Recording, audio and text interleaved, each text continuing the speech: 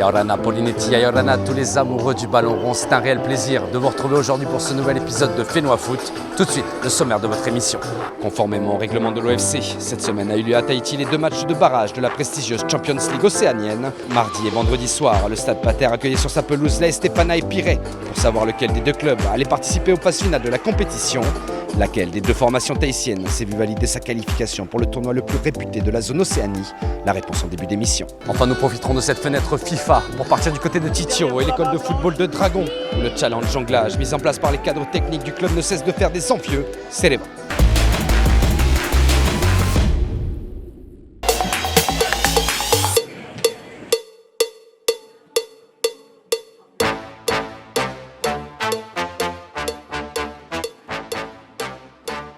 Mardi soir, au Stade Pater, les clubs de Tefana et Pirée retrouvaient le chemin de la plus prestigieuse compétition océanienne, l'OFC Champions League, au programme de matchs de barrage pour connaître qui du récent champion ou de son dauphin défendra les couleurs tahitiennes lors des phases finales de la compétition. Mardi soir, la première des 2 confrontations a tenu toutes ses promesses. Devant une tribune pleine à craquer, le très percutant Eddie Kaspar sort le premier à donner le ton à cette rencontre. La réaction de Pirée est immédiate. Quelques minutes plus tard, Désiré Nguamba, bien lancé dans la profondeur, se retrouve nez à nez avec TAV. Fort heureusement pour les joueurs de Fa, sa frappe, pourtant cadrée et parfaitement captée. Plutôt pauvre en occasion de but, la première période va se conclure sur une offensive des Oranges de Pirée. Seulement la muraille jaune et verte repousse toutes les tentatives. À la pause, aucune des 2 équipes n'a réussi à se départager.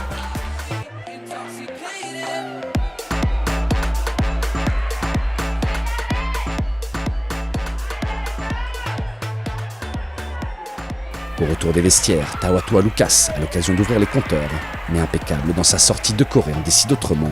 La rencontre s'intensifie, les jaunes tentent de prendre le match à leur compte. Sur ce corner, Lucas, cette fois de la tête, est à 2 doigts de faire mouche, mais la balle vient frôler la transversale, toujours 0-0 dans cette partie.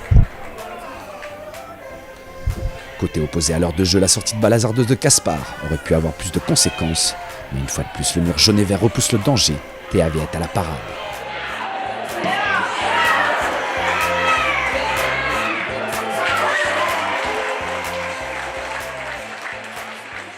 Sur le corner qui suit, Pahama de la tête frôle le cadre, la partie s'emballe. Il faudra attendre la 77e minute pour que les filets tremblent.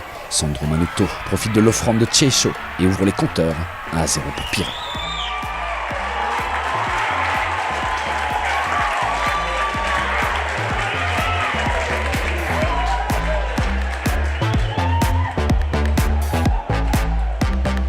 Entré en jeu quelques minutes plus tôt, Clyde Léon remet en toute fin de match les compteurs à égalité.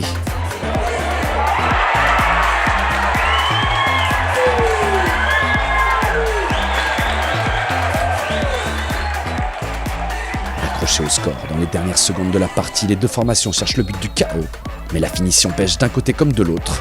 Cette première opposition se termine sur un score nul, 1 but partout. À notre micro, les réactions des coachs.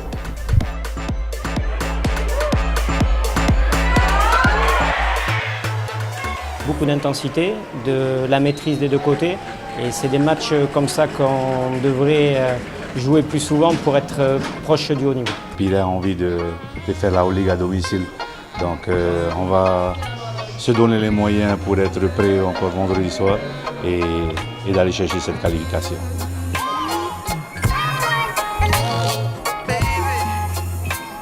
« 72 heures plus tard et devant près de 1000 spectateurs, les 2 prétendants tahitiens allaient devoir s'arracher pour espérer décrocher le précieux sésame. Les premiers à s'en donner les moyens sont les vice-champions en titre.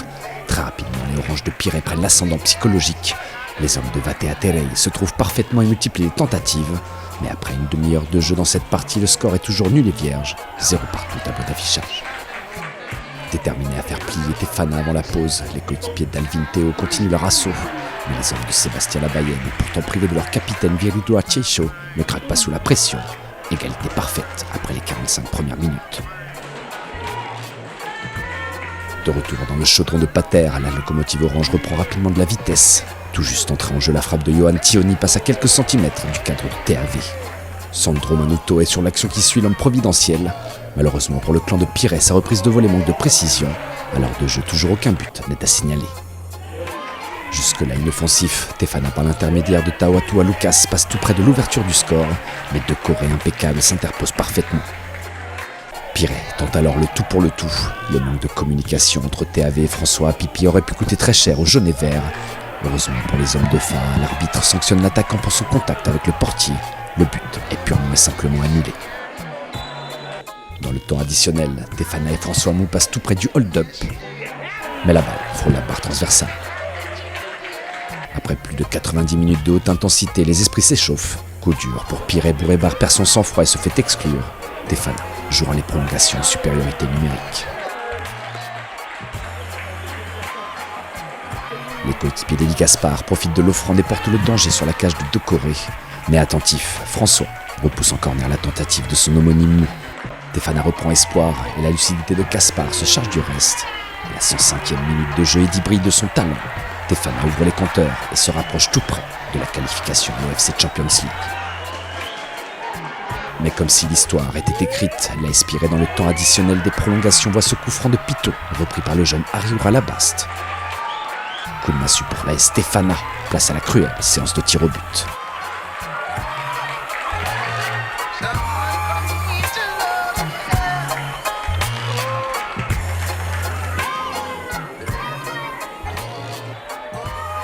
Les premiers tireurs ne laissent aucune chance au portier des deux équipes.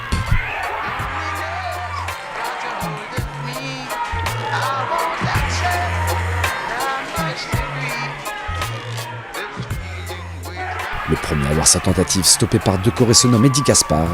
Fort heureusement pour Tefana, TAV est à la parade sur la frappe de Lifonkui.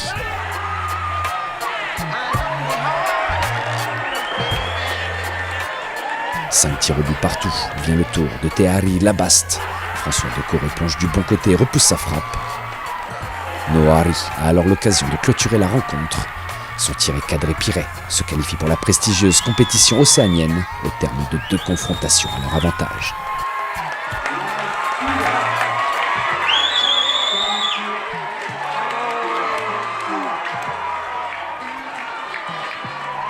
Ça a été vraiment une belle victoire. On a joué avec tout ce qu'on avait, à 10 même, et voilà.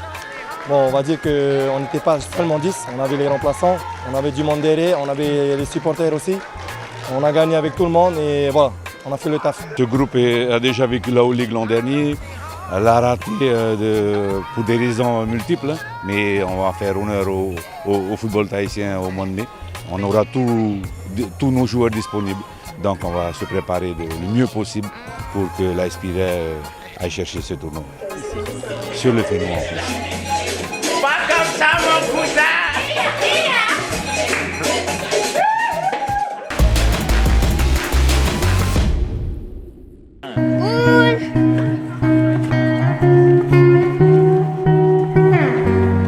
Il y a les garçons, ceux qui passent le concours, ils viennent ici avec moi avec leur passeport. Allez, on m'amène son passeport. Comme à chaque début d'entraînement, les jeunes footballeurs en herbe de l'AS Dragon ont un rituel bien particulier. J'ai fait 3 jongles et j'avais peur de faire 2 jongles. Mais j'ai essayé de faire 3 jongles et j'ai réussi. Dernier rassemblement, on a vu que nos jeunes en fait, avaient quelques difficultés au niveau du jonglage. Donc il a été décidé au sein de l'AS Dragon de créer un challenge, le Cap Jongle, où différents paliers sont proposés aux enfants.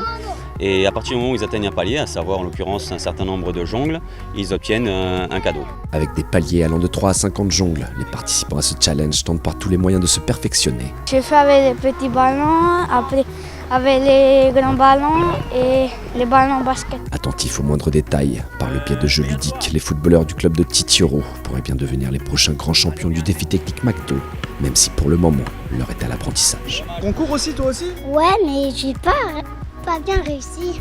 C'est-à-dire? J'ai fait 3 jongles et ça arrive comme ça de faire 3 jongles. Et la prochaine fois alors, qu'est-ce qui va se passer? Je vais faire 100 jongles.